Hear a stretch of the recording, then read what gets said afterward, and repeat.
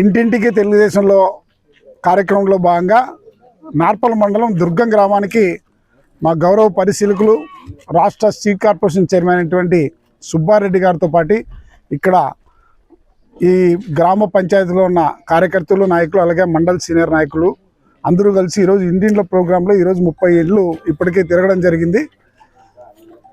ఒక్కసారి ప్రజలందరూ కూడా ఆలోచించాల్సిన అవసరం ఉంది. ఈ గత 2 ఏళ్లలో ఎంత అభివృద్ధి జరిగింది, గత వైసీపీ పాలనలో 5 ఏళ్లలో వాళ్ళు ఏం చేశారనే విషయాన్ని మనం బేరీజ్ చేసుకుంటే మనకు ఇప్పుడు అన్నదాత సుఖీభావ కింద ప్రతి రైతుకు పల్లెల్లో 20,000 రూపాయలు రావడం అందరికీ తెలిసిందే. అలాగే తల్లికి వందనము ఎంతమంది పిల్లలు ఉంటే అంతమందికి ఇస్తున్నారు, అది అందరికీ తెలిసిందే. ఇంతకుముందు వైసీపీ గవర్నమెంట్లో స్వయానా జగన్మోహన్ రెడ్డి గారి సతీమణి భారతి మీ ఇంట్లో ఎంతమంది పిల్లలు ఉంటే అంతమందికి వస్తుందని ఆ రోజు చెప్పిన మాట మీకు ఒకసారి గుర్తు చేస్తున్నా.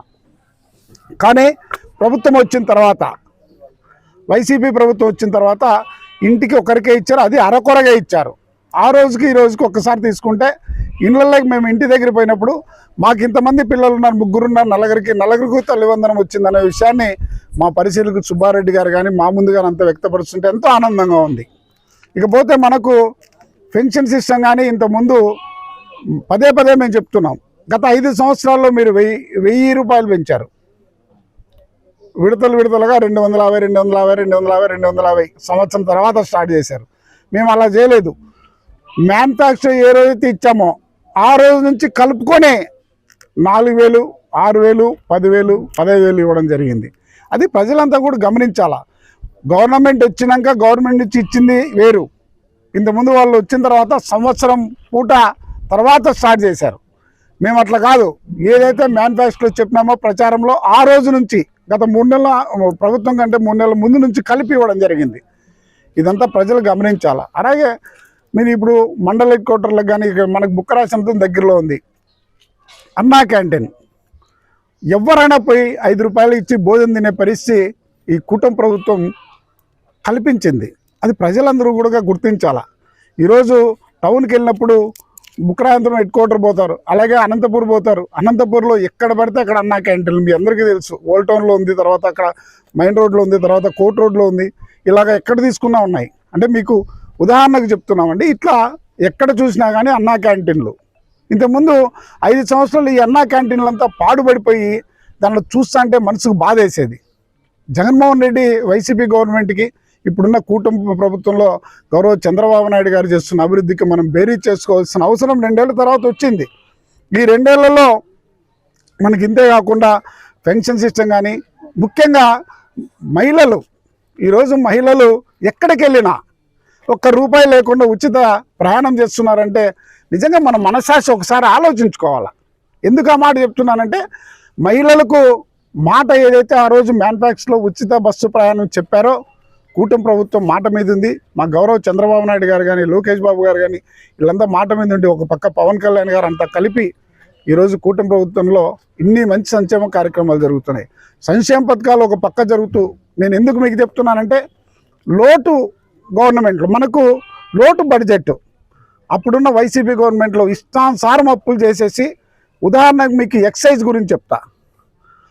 ఆయన వచ్చే 10 ఏళ్ళకి కానీ ఆదాయాన్ని కుదవబెట్టి ఆ డబ్బులు తీసుకుని వేరే దానికి వాడాడు. అది అందరికీ తెలుసు. ఈరోజు ఎక్సైజ్ ఆదాయం ఎక్కడొచ్చినా కానీ అప్పు పుడ్చడానికే సరిపోతుందన్న విషయం మీ ముందు తెలియజేసుకుంటున్నా. ఇలా చెప్పుకుంటూ పోతే ఎన్నో కార్యక్రమాలు ఉన్నాయి. చివరిగా మేమేం చెప్తున్నాం అంటే, మన ఆంధ్రప్రదేశ్కు జీవనాడైన పోలవరం, మొన్నే భోగాపురం విమానాశ్రయం ప్రారంభోత్సవంలో ఒక మాట చెప్తే ఎంతో ఆనందం వేసింది. ప్రజలందరూ కూడా గమనించాలా. ముందనే సారు ఒక సంవత్సరం అంటే 2027లో పోలవరాన్ని ప్రధానమంత్రి చేతుల మీదుగా ప్రారంభించబోతున్నామని చెప్పిన వ్యక్తి మన గౌరవ చంద్రబాబు నాయుడు, మానశ్రీ చంద్రబాబు నాయుడు గారు. అలాగే 2028కి అమరావతి రాజధానిని ఫస్ట్ ఫేజ్ కంప్లీట్ చేసి ప్రధానమంత్రి మోదీ గారి చేతుల మీదుగా ప్రారంభిస్తామని కూడా చెప్పారు. అంటే ఒక మాట చెప్పినారంటే మాట నిలబెట్టుకోవాలంటే కూటమి ప్రభుత్వం చంద్రబాబు నాయుడు గారికే సాధ్యమని మీ ముందు నేను తెలియజేసుకుంటున్నా. ఇలా చెప్పుకుంటూ పోతే ఎన్నో ఉన్నాయి. ఈరోజు రోడ్లు ఎక్కడ పడితే అక్కడ రోడ్లన్నీ కూడా ఉపాధి హామీ పథకం కింద రాష్ట్రము కేంద్రం కలిపి ఎన్నో రోడ్ల విషయం చేశాం.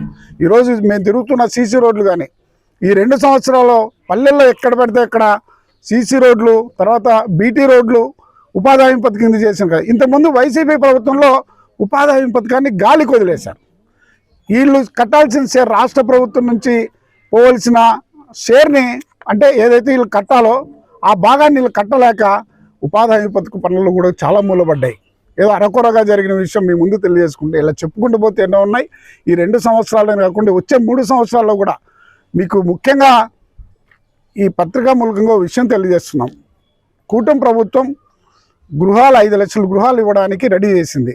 అలాగే రెండోది పెన్షన్ సిస్టమ్, మొత్తం అందరికీ ఎవరు అడిగితే వాళ్ళు పెన్షన్ సిస్టమ్ ఇవ్వడానికి కూడా పెన్షన్లు కూడా కార్యక్రమం రూపొందించినారని దగ్గరలోనే ఈరోజు ఆల్రెడీ గ్రామ సభలంలో కూడా ఇల్లు ఎవరికి అవసరమో, గృహాలు ఎవరికి అవసరమో వాళ్ళందరూ కూడా రెడీగా తీసుకున్న లిస్ట్. అందరికీ ఇల్లు వస్తాయి, పెన్షన్లు వస్తాయి. ముఖ్యంగా ఒకటి గమనించాల్సిన విషయం ఏంటంటే 2014-19లో ₹1 తెలుగుదేశం పార్టీ ప్రభుత్వంలో పడి ఇళ్ళు కట్టుకున్నా కానీ వాళ్ళందరికీ కూడా డబ్బులు వస్తాయి. ఏమైనా టెక్నికల్గా ఏమన్నా ఉంటే కన్నా దాన్ని మనం తరిసేసుకొని డెఫినెట్గా అందరితో మాట్లాడి చేయాల్సిన అవసరం ఉంటుంది.